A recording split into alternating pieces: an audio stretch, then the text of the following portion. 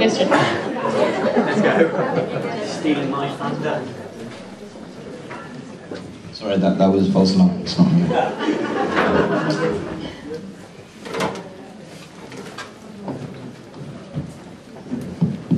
We're going to sit up here and just look important for the time being.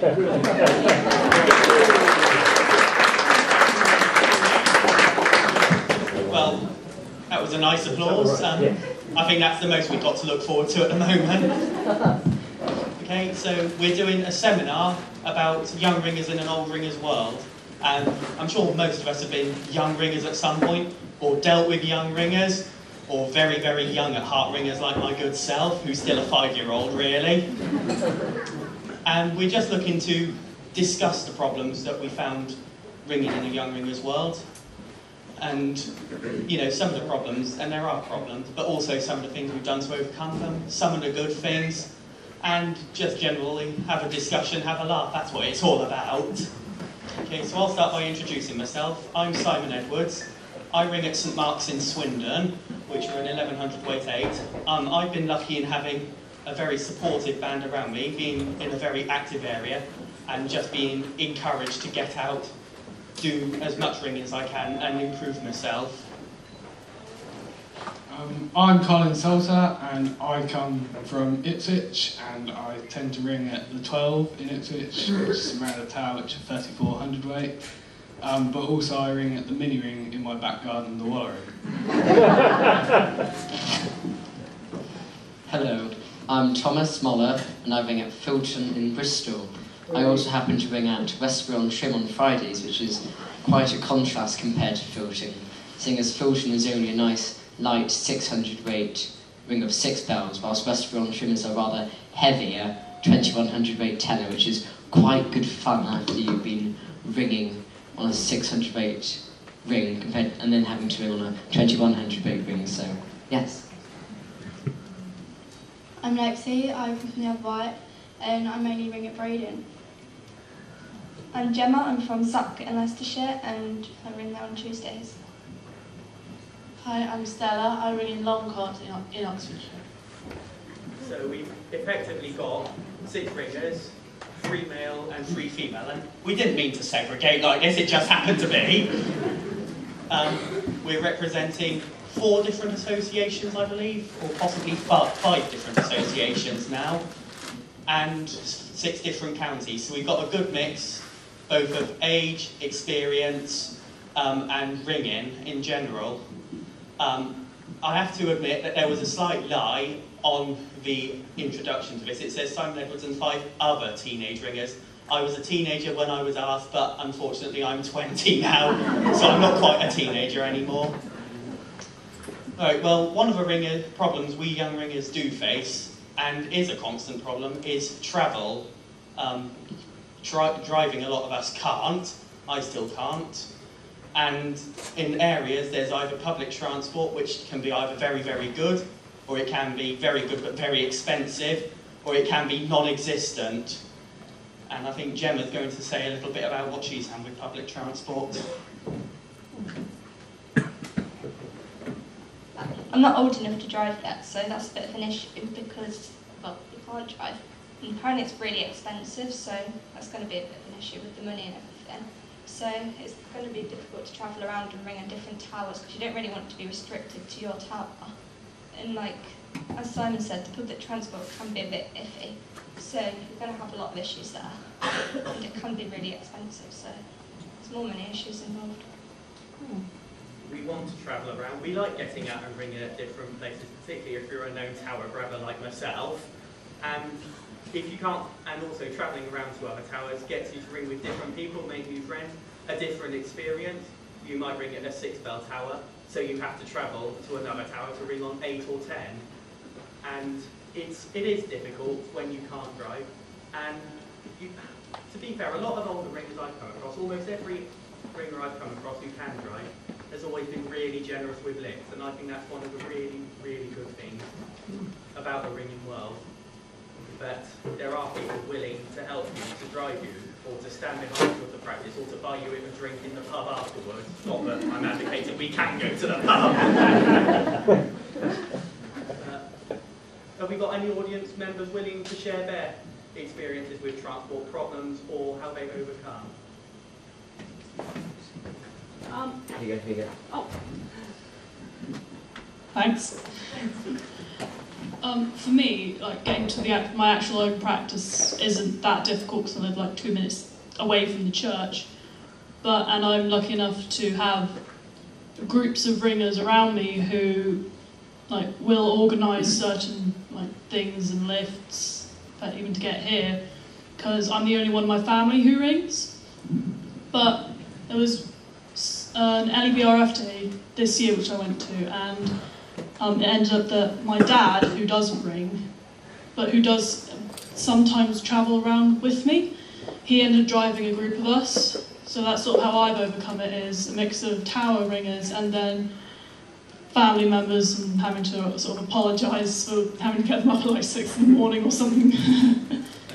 One thing I found that with some ringers, their children start, and then because they get fed up of chauffeuring, the parents start ringing. Has anyone had that? Any parents or any children whose parents have? Dad got fed up of driving, so Dad took up ringing. So there's a good recruitment tool for use.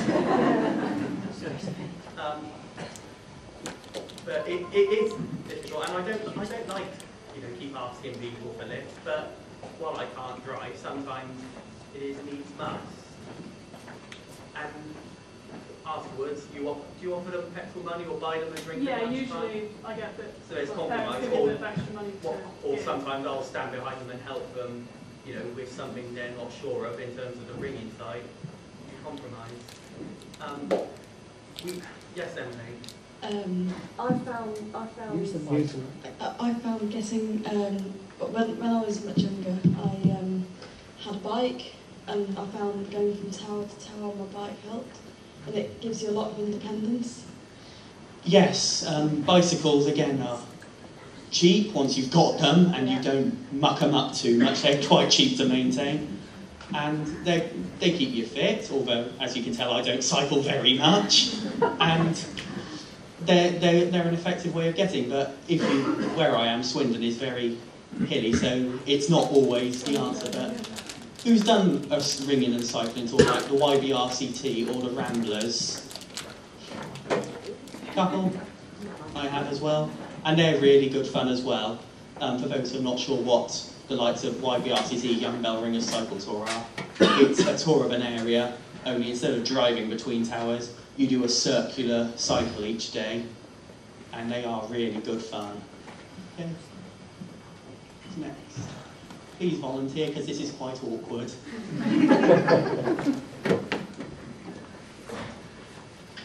I was just going to say that loads of people took me to places, and then I last week gave my first lift to somebody. So it's very satisfying.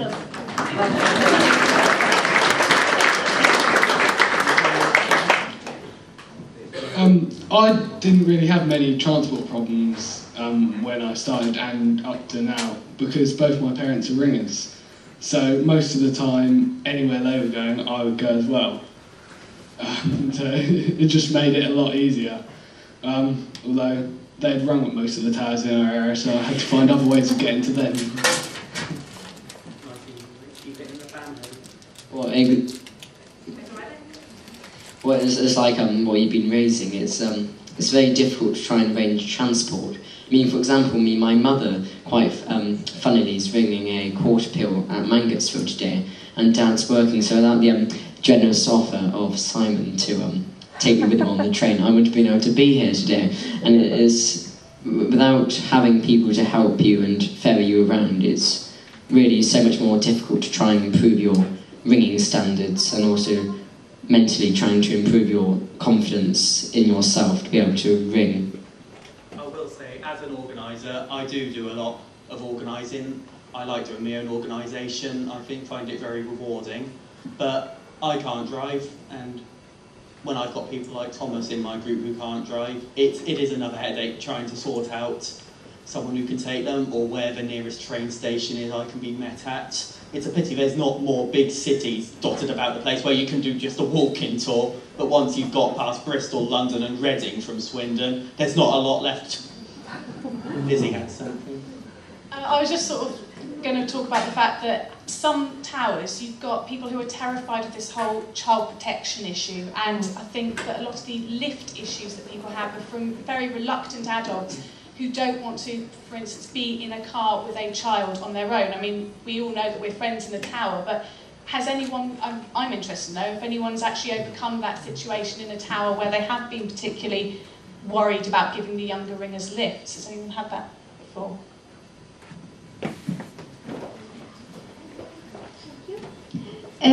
Well, at our tower, my parents are ringers. My mum's the tower captain, and my mum and my dad both got CRB checked to help that problem. We do have a 7-seater car, so we're called the Old Brampton minibus because we're always used for lifts. And it's very useful because if there's a striking competition, we can take the whole team with us. So yeah, very useful.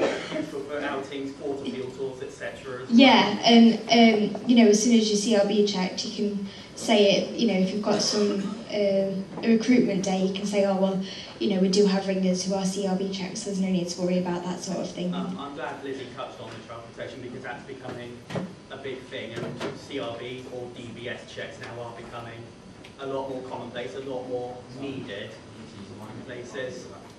I'll apologise if you can't hear me, I thought I had a big voice.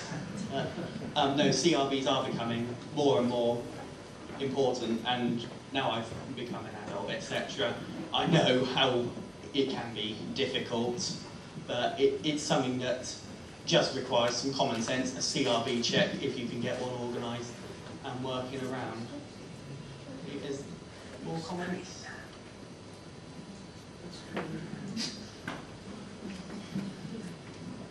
I live quite a long way out of the village, so we live down a half-mile drive and it leads onto a main A road, so I can't really go anywhere without my parents taking me. So my dad takes me to practice every Friday, but then at times like before Christmas when there's lots of practices for handbells and stuff, it gets quite busy, so it's difficult when there's lots of things going on at the same time. Again, there's no real easy answer. And if you're living in the countryside or not in a town, or a town that's poorly served by transport, or you can't use your bicycle, it is difficult. There's no easy answer. I wish I could come up with one, but I can't. Okay.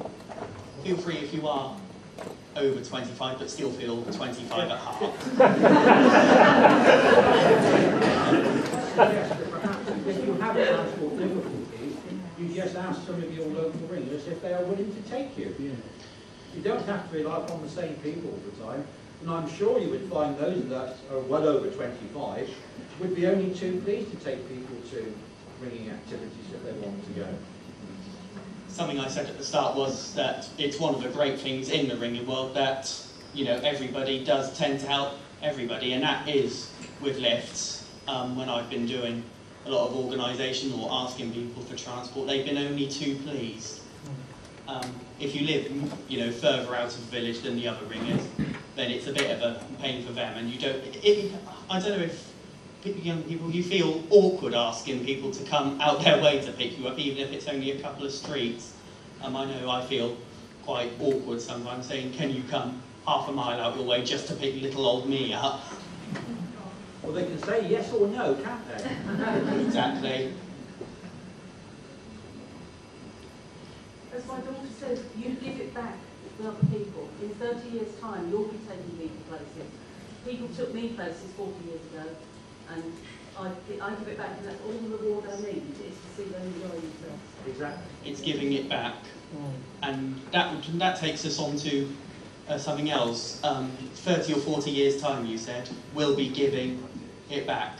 And we want to give it back. We want to progress ourselves now while we've got fantastic support around us who can help us progress.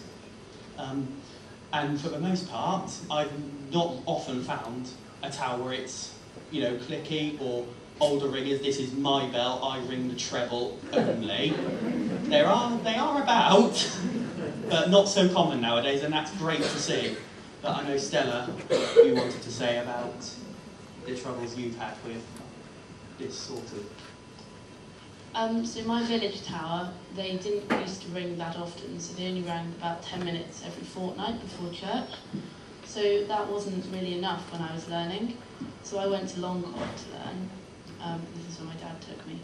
And I've really enjoyed ringing there because everyone's so friendly, and it's just really useful being able to practice more than just 10 minutes every fortnight.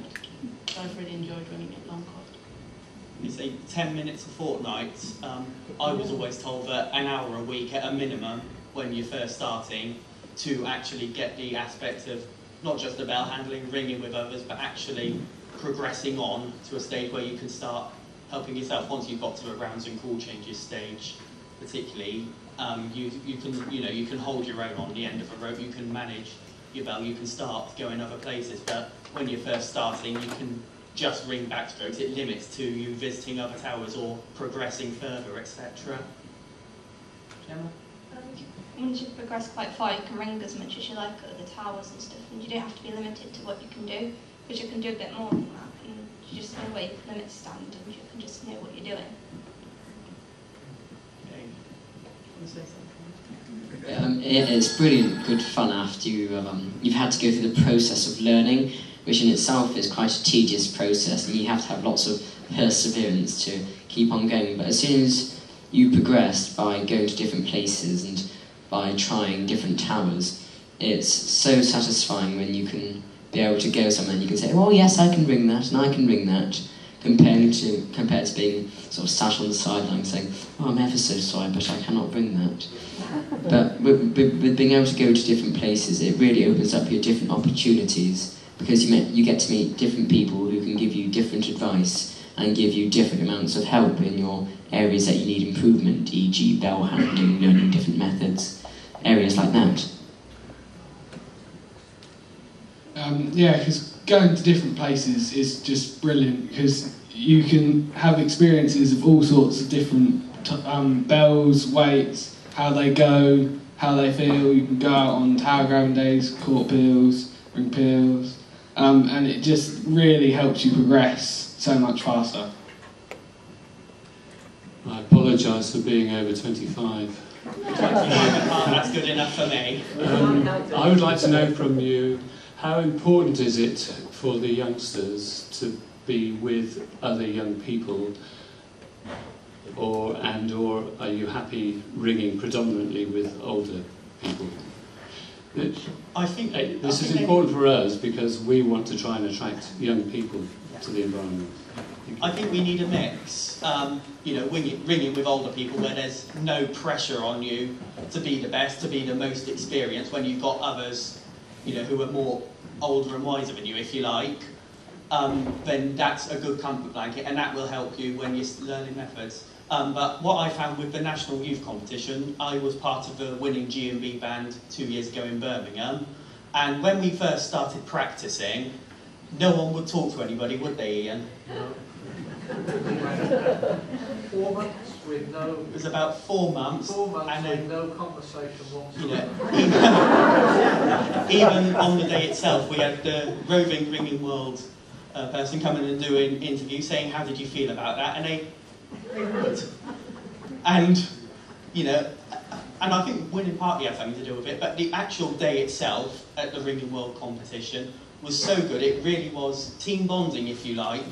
And in the evening, we had lunacy of all sorts, including incidents with helium balloons. But I think ringing with other young people, and particularly if you're one of the older young ringers, or you've been ringing longer than others, there's extra pressure on you to get the other young ringers through it, be that a touch of granta, be that call changes, be that commenting on striking, and that's difficult. Some people have it in them to do it more naturally than others. Some people will never comment on striking, whether they know it's wrong or not. So you need a mix. I find that it's good to have a whole team of young people around me, because we can learn from each other's mistakes. So when maybe someone finds it harder to do something, and the teachers give them some advice, we can, if we're listening and sitting out on the side while they're having their like turn, we can listen and try and improve if we were doing that. Yeah. But I mean, probably being the least experienced person on this panel, because I've only been ringing for 2 or 3 years at the most, it's definitely quite awkward sometimes when you're ringing with more experienced people to look at them and think, oh, why aren't I as good as them? But you've got to think that they've had so much more experience than you, and that although that you may end up on the sideline quite a lot when you're starting off, like I've been, eventually, as soon as you start progressing and you get to improve your abilities, you definitely find yourself sitting on the sideline less and less, and you get to ring so much more.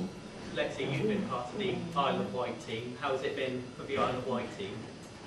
The Isle of Wight team is alright, because at most towers, like the tower I ring at Braden, we have most of our people are like young, like either kids or early ages, but like the elder people, they're not like old, if you get what I mean, like they act young. But then like sometimes like you go to towers when like there's older people and there's like no kids at all, and like you're just the only young person, you get quite like awkward. Hands up if you do find it awkward being the youngest in the tower by 30, 40 or more years.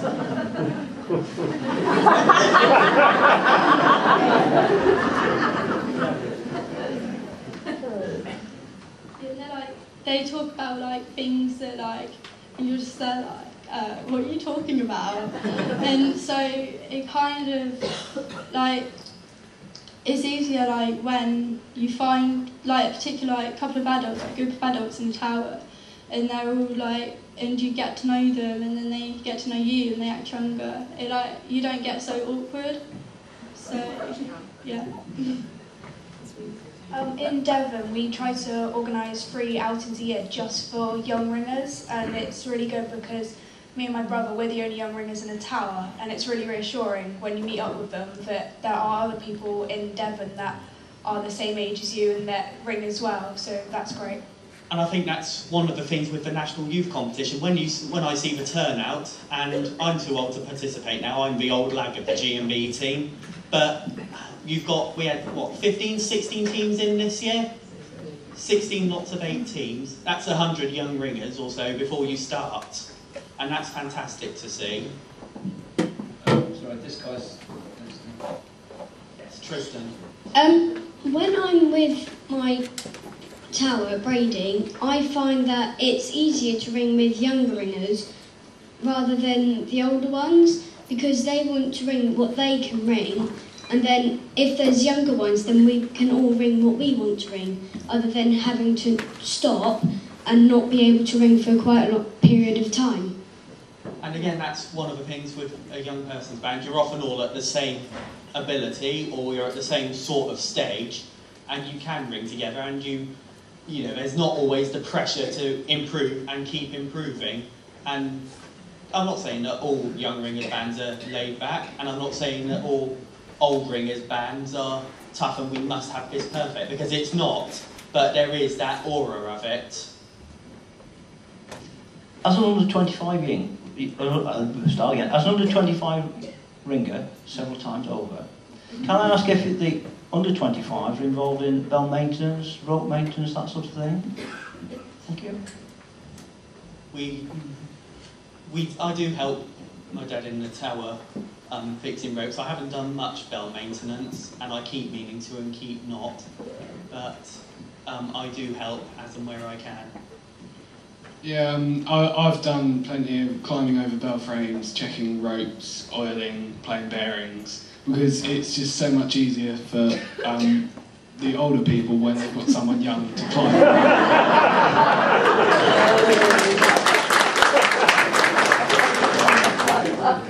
But I mean, I see myself as quite fortunate because every Friday evening I ring at Westbury-on-Trim, as I previously said, and I like to try and attend their tide practice, because they don't get many people attending, but those who do, they're really trying to get themselves off the ground and develop their ringing. So every Friday we have to muffle the bells / silence them completely, and it's such good fun being able to learn from different people about how you can maintain these bells. It's all about trying to pass it on to the next generation of people, because you ought to think, all you old people, I mean, you're not going to last another 20 years or so. We've probably got another good 60 years left in our hearts, so no offence meant there, by the way.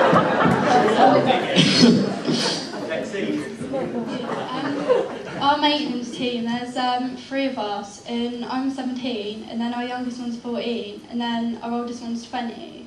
So it's like us 3, we just do like the whole of the maintenance and stuff. And so, yeah, and we love like learning like the histories of the bells and stuff, and learning how to like do something, and it's different as well. It's like you go into school or college or whatever, and people are like, oh yeah, what do you do? Like, what did you do over the weekend? Like, oh, we did bell maintenance and stuff like that, and like they're like, bell maintenance? Why? And then like they don't, and then like you're just like, yeah, we did bells and stuff, and yeah, like that. And so, on yeah. that subject, I know Stella is also wanting to say something about your peers outside of ringing. What do they make of it? Your experience? Well, my friends are quite supportive of bell ringing and they think it's quite cool. So they ask me what I'm learning about. But some people are just like, bell ringing, what's that? And that doesn't sound very fun. Why would you want to spend your evening hanging around with a group of people who are quite a lot older than you learning to ring bells in a really cold church? So it's just, I think it's a bit stereotypical for some people, just to think bell ringing, that's only old people in a cold church. But it's not, it's a lot more fun than that. Just, I don't think all people understand that, really. So could I just ask,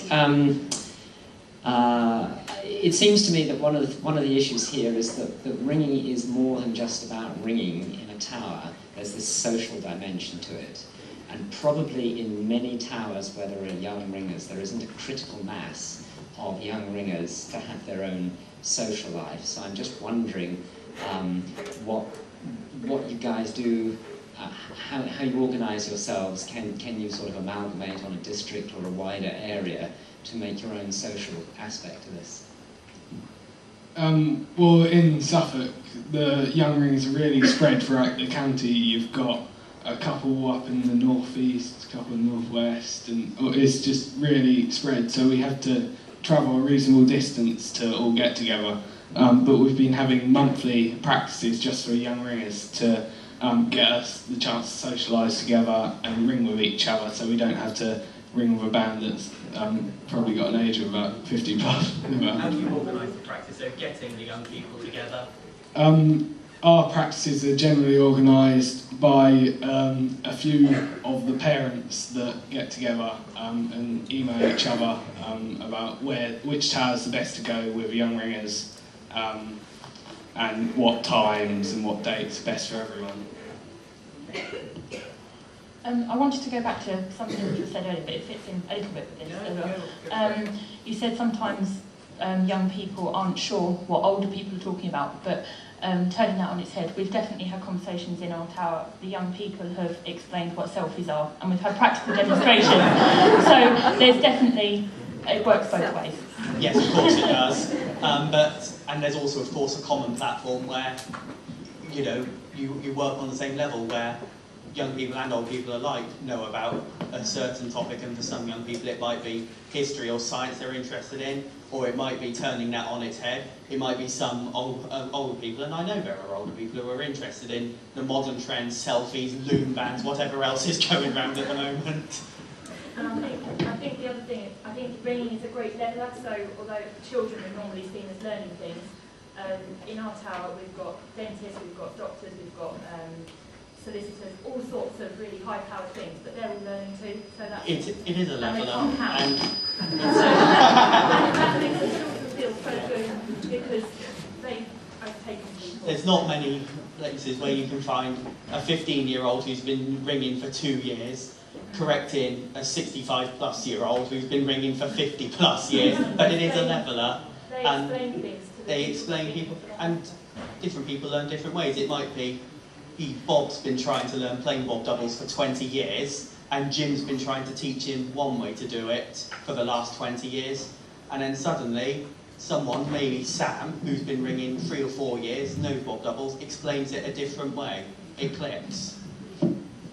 Emily again. I started learning to ring when I was 17, and I can honestly say that learning to ring was one of the best things I ever did. And I started learning mainly because there were hardly any other younger ringers, and I like to be really different, and it was just good fun. But I've always had, there's always one person who you tell that when you say to them, oh, I learn to ring church bells, and they're like, why'd you do that? That is really sad, or you're weird, or whatever. And it's like, I have a hobby that doesn't involve going out and getting drunk like you do. Surprised. Yeah.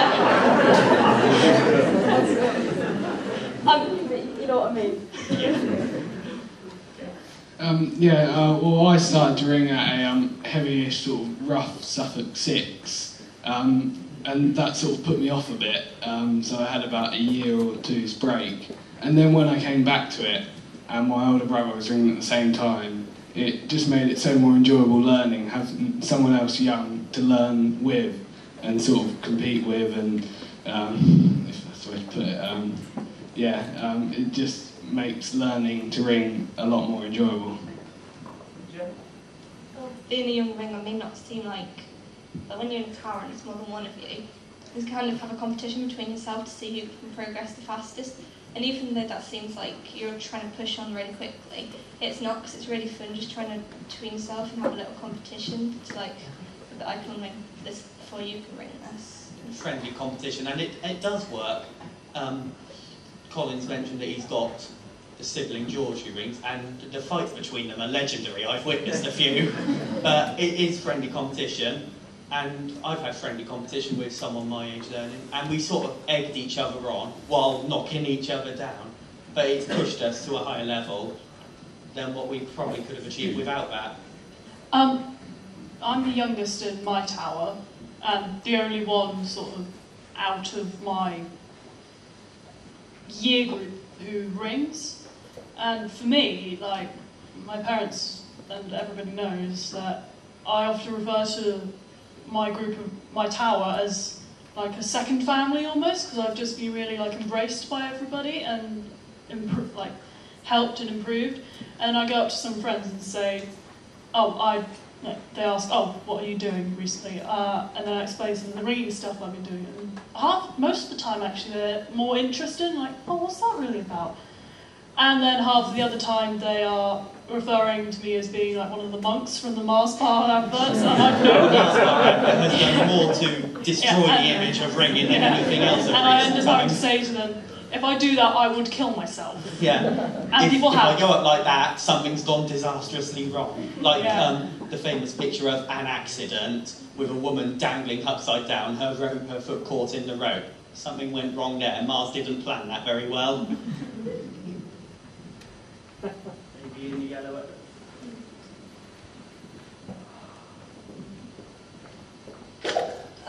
Sorry, over 25-year-old. No, don't apologise. But I was under 25 when I started. We're hearing from you all how fun ringing is, and as an older person, I also think ringing is great fun. But how do we get that message out to your peers?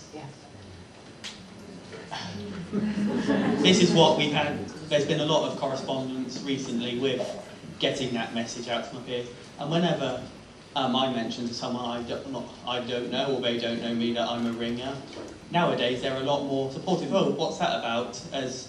But I found when I was at school, I've been ringing all the way through secondary school, and I mentioned to a few I was a ringer, and I got a lot of stick for it.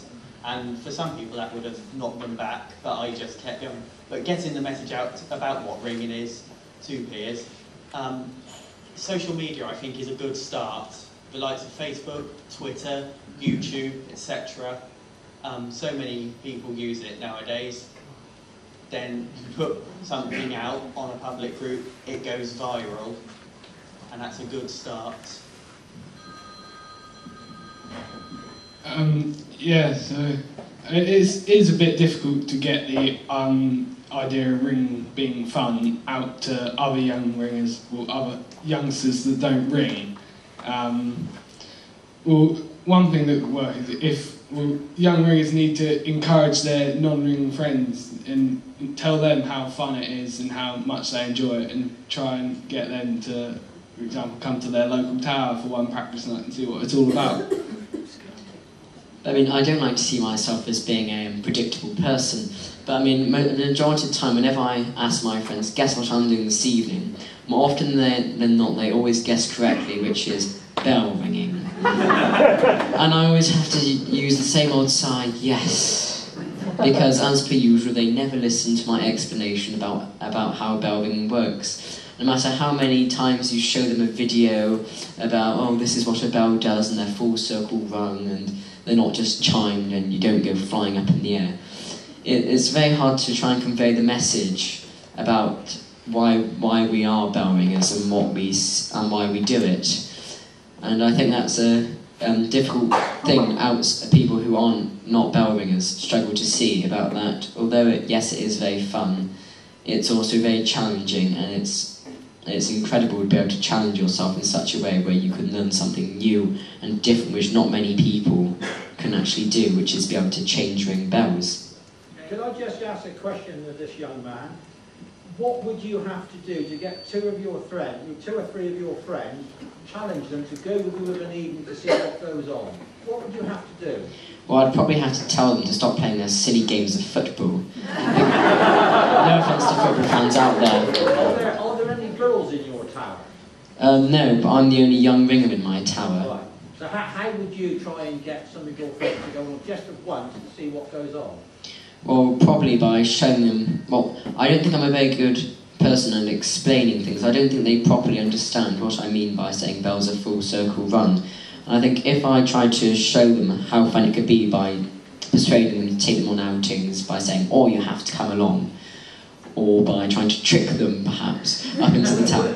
What do you think about perhaps saying, come along, I'm going to take you up the top of the tower, you can look off the top of the tower, look around the area, you can see the bells and you can see how we ring them.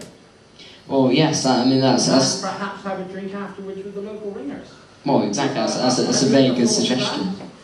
Or, funny enough, I hadn't thought of that, but it's definitely a very good idea, trying to show people what it's all about. And that's the hardest thing, is getting them up there and showing them what it's all about, because as soon as people are up there, it's easy.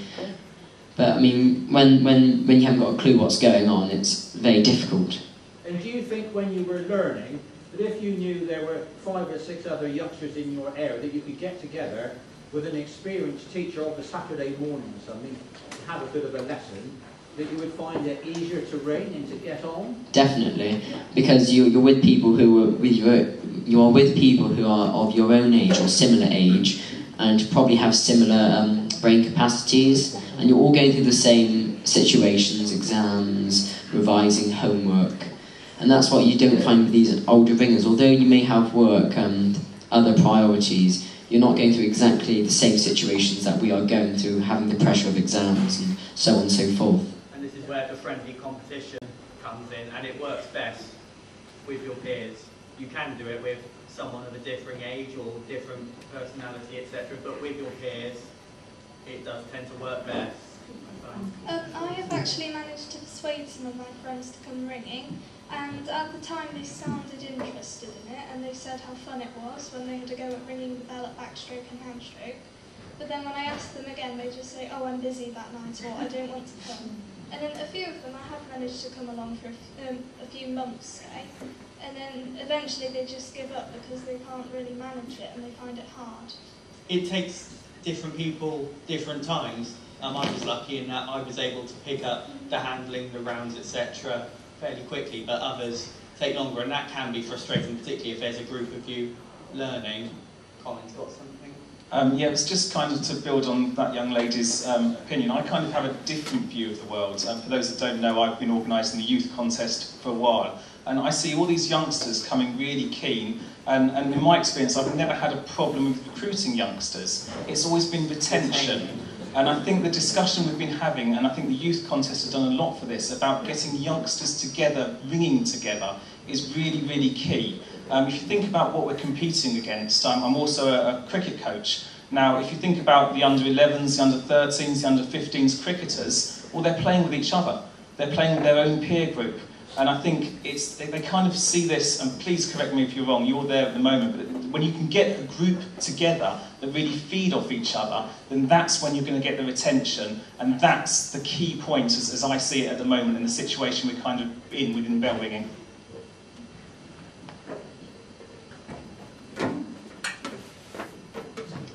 Yeah.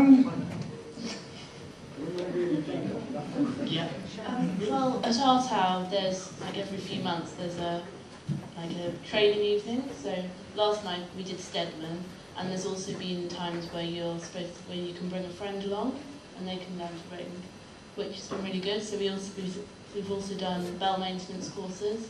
So it just introduces you to stuff that you haven't tried before, and you can bring a friend along as well, which I think works quite well. And having practices with your peers does help, but you need to get new people, and it could be existing young ringers from other towers into those practices. It could be bringing some non-ringing friends up the tower, seeing a group of young people ringing, laughing, being social, but having fun while ringing. And I think that would kick-start, and like Colin said, the youth contest has done a lot for this. And I know I've made some great friends doing it, and it's, long may it continue. I know there's a national youth contest, but is there a national youth bell ringing group, like on a social media?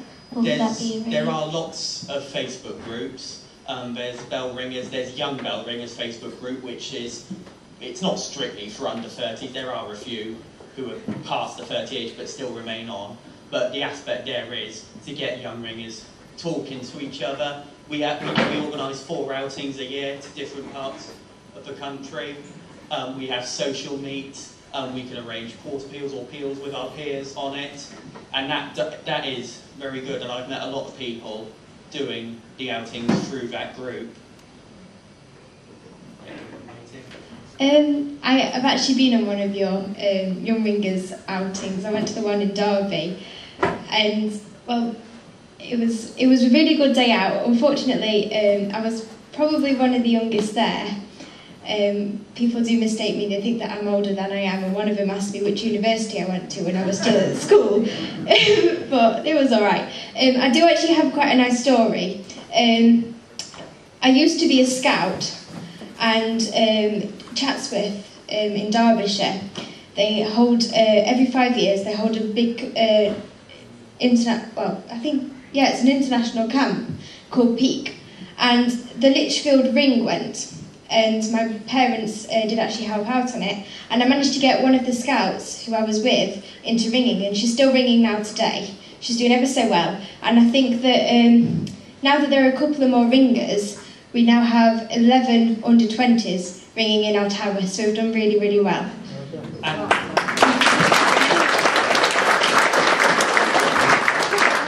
I'm glad you've mentioned scouting, because I've been a scout since the age of 6. I do have interests outside of ringing, but scouting and ringing often do go hand in hand. A lot of the people, young ringers in... There used to be a badge, didn't they? There used to be, and unfortunately they discontinued it. You can get it, ringing as part of your challenge badge, I believe, but also ringing is one of your challenges for the Duke of Edinburgh Award. And a lot of people I know have taken it up as part of their DME challenge, got their DME, and then knocked ringing on the head.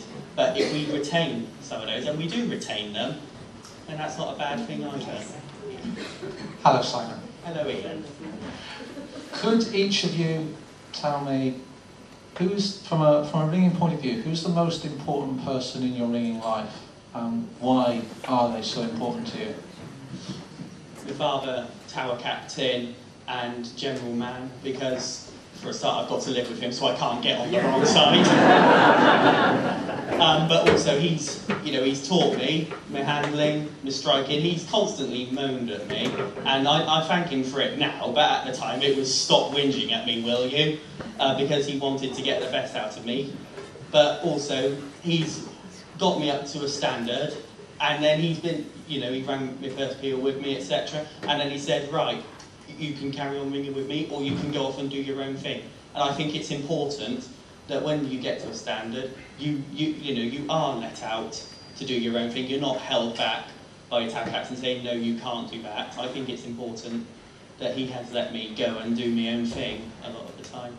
I think everybody in a bell tower is important because it's kind of like one big community, and once you're in there, you kind of can't kick somebody out because you don't like them. You have to learn to get along with everybody, and like once you're used to them all around, then you're fine. You can all just get along together, and everybody's equals. Yeah, for me, the most important people in my ring life have definitely been my parents, but probably mainly my dad, because he takes me to most of the places I ring at. So he drives me around everywhere, gives me really useful tips for ring handling or compositions or conducting, and it just helps me improve so much.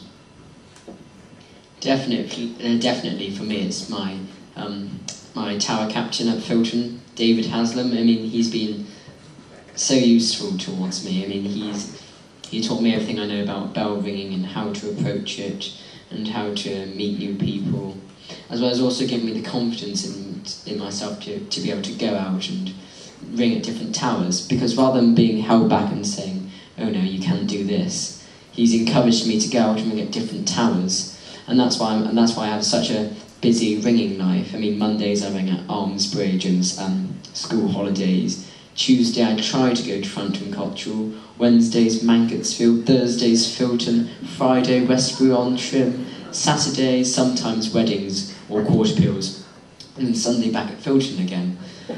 So I have quite a busy, chaotic ringing life, but I mean, he still encourages me to go out and try and improve my ability.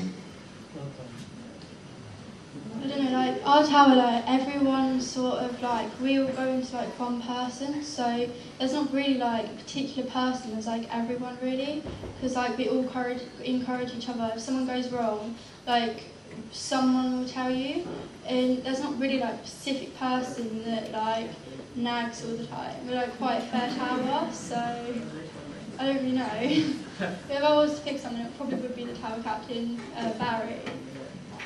So yeah.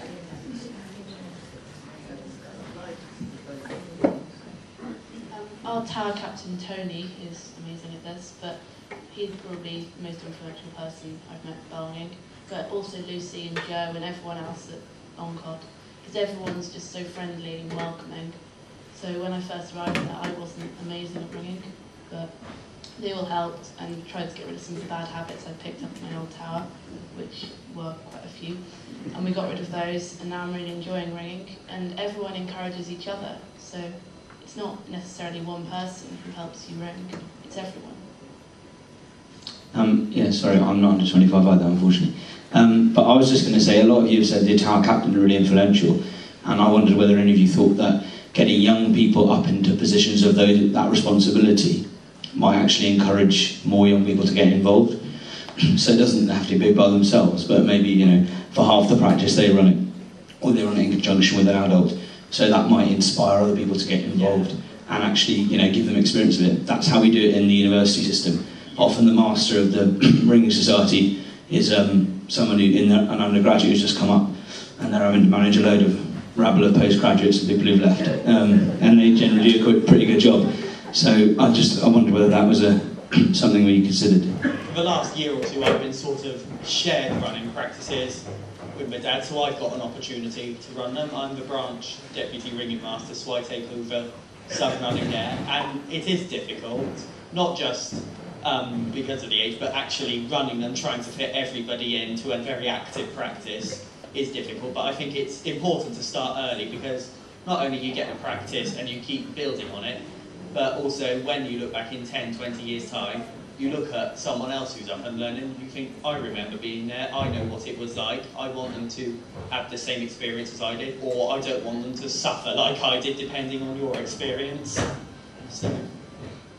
Sorry, do you think it would be a good idea if each ringing association had a young ringer appointed as a young ringers officer who would be a point of contact for all recruits and all young ringers, so you could all get together in your own association, perhaps once a month and so on, to ring together and forward things in that way, rather than being dispersed all around the association area without any contact? On paper, I think it's a fantastic idea, and I'm sort of the young ringers contact for the Swindon branch, but actually, not all associations will be able to manage it. Either lack of young, main problem being a young person willing to take it on, having the confidence, etc., to take it on, or actually. So I think on paper it is a fantastic idea, and if people were to want to do it, I would welcome it. Back behind Colin. Sorry, Colin. Sorry. I wanted to say that I don't really feel that you should be segregating, like saying, oh, some people enjoy it, I just don't enjoy being recognised as a young ringer, because I'm a higher ability than some old ringers, so surely we're a community, and I'm treated like an adult with more respect, more respect than in the real world. So I just think treating kids as an equal is better than getting loads of kids and playing cards. Snap. There are captains out there, or people out there who will treat, who I have seen, you're a kid, listen to me, I know what I'm doing. Fortunately, I've only seen it once or twice, it's not commonplace at all. But I don't think there's been any suggestion of that. I know it can happen, or is easy enough to do unintentionally, but it was said earlier that ringing is a great leveller, and I think that that's been sort of the attitude throughout this. It is a great leveller, but as young people, particularly with things like transport or not having rung enough to have been there, done that, got the t-shirt, it can be a bit awkward sometimes. Do you want your turn now, Colin? Thank you. I'd just be interested in the panel's opinion. When I've been ringing with younger people before, some of the more senior people that are teaching them seem very afraid to comment, to pass on constructive criticism. They're basically, from what I can see, very worried that young people will take it the wrong way and see it as a real criticism and stop ringing. So I'd like the panel's opinion on what they feel is a good way to coach you, to progress you, and what sort of things you like and dislike from that point of view. From my point of view, I'm sort of very blunt. I like saying it how it is. So if I'm doing something wrong, I want to be told I'm doing it wrong. And, no beating around the bush, you are doing this wrong, do it right this way. I know a lot of people don't like that and want to be told in a more softly approach. I think it's getting to know the ringer in question and then bending the words, if you like, to suit that. Yes, I think I'm a bit like Simon, where if I'm doing something wrong, I really want to be told about it. So then either someone can give me advice on how I can do it right or improve on it, or I can work out how to do it myself. I mean, that's one of the things I can't stand. It's when you're not being told when you're doing something incorrectly. I mean, I always think, oh, just for goodness sake, tell me what I'm doing wrong that I can improve. But also that relates into having constructive feedback, because you might get told, oh, you're striking something good at backstroke. But then it's, how do I improve it? How do I make sure that I can improve myself? I like to be told when I'm going wrong, obviously. But I don't like being shouted at. Like if someone proper shouted at me, oh, you're doing this wrong, then I sort of back down, and I'm like, oh, okay, I don't think I'm really enjoying this. But if someone says it softly to me, oh, you're doing something wrong, you just need to sort out and show me how to sort it out, then yeah, I sort it out. But I hate being shouted at. So if someone shouts at me, I do it wrong even more, and I rather just be told nicely. Yeah, like what they said, if you're doing something wrong, I like to be told straight that you're doing something wrong, but like not too strictly. Just say if you're doing this wrong, just Constructively, not nastily. yeah, constructively. Okay, and Stella.